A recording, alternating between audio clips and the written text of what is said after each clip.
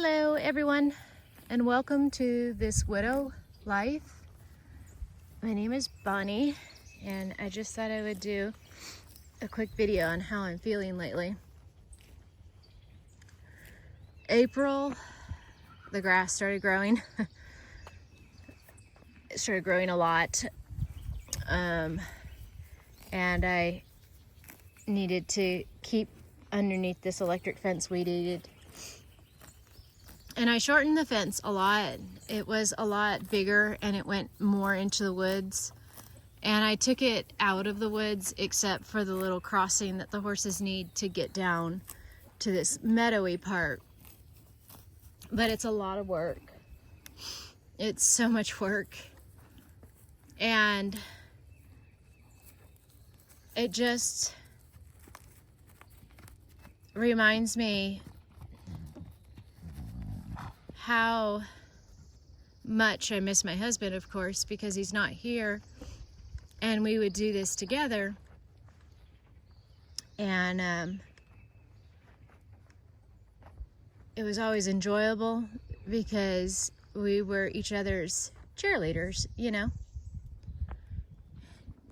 telling each other to keep it up, you've got this, we're almost done, look at us, look at what we've done today. And then we'd spend the evening together and we'd have somebody to talk to.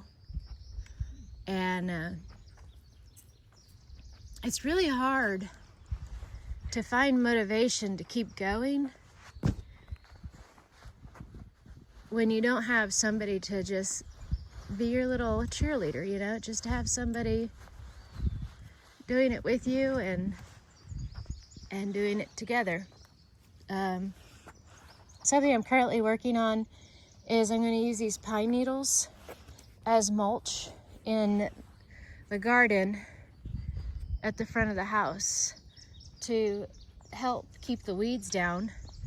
And instead of buying mulch, I found out that you could use pine needles. And it kind of made sense because not very many things like to live under a pine tree. Are you talking? Hi. But anyway, not many things live under a pine tree.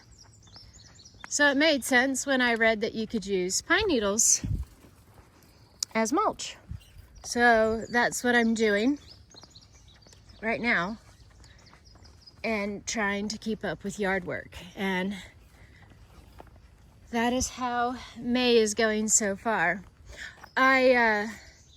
I did start volunteering. A friend of mine, my best friend, she lives in California, and she's been telling me that I need to get out and do something other than just do things around here all the time. So I volunteered twice so far at a riding facility for disabled children and I believe adults, as long as they qualify for the program.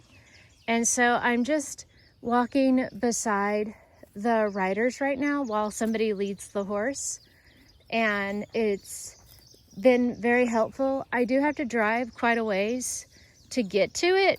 It's not real close.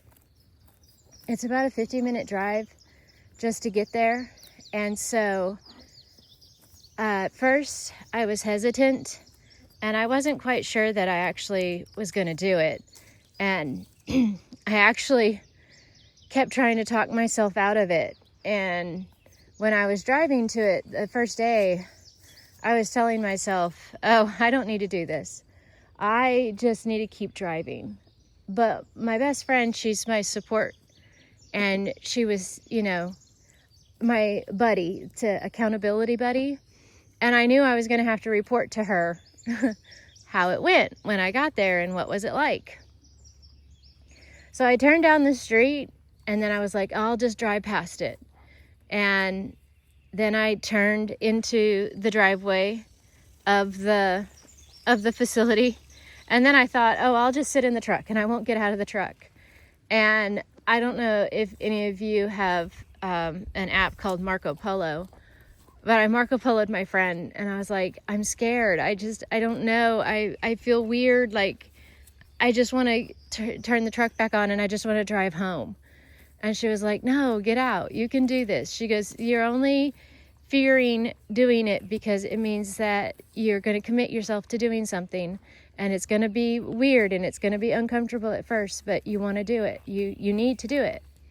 So I got out of the truck, and everybody at the riding facility was so nice, and they all pointed me in the right direction of where to go so that I could put in my volunteer application, and immediately welcomed me in. And I found out that the lady who owns the property, that the hospital that does the riding therapy can use their property, her husband started it, and he passed away in 2012.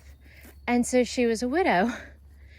And so I don't know, it felt like maybe me helping them by volunteering, and then in return they will help me. So I go once a week.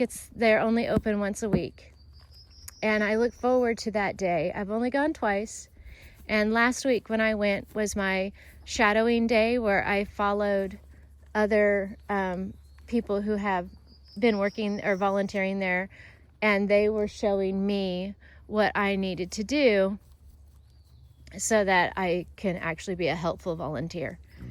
And I really had a lot of joy.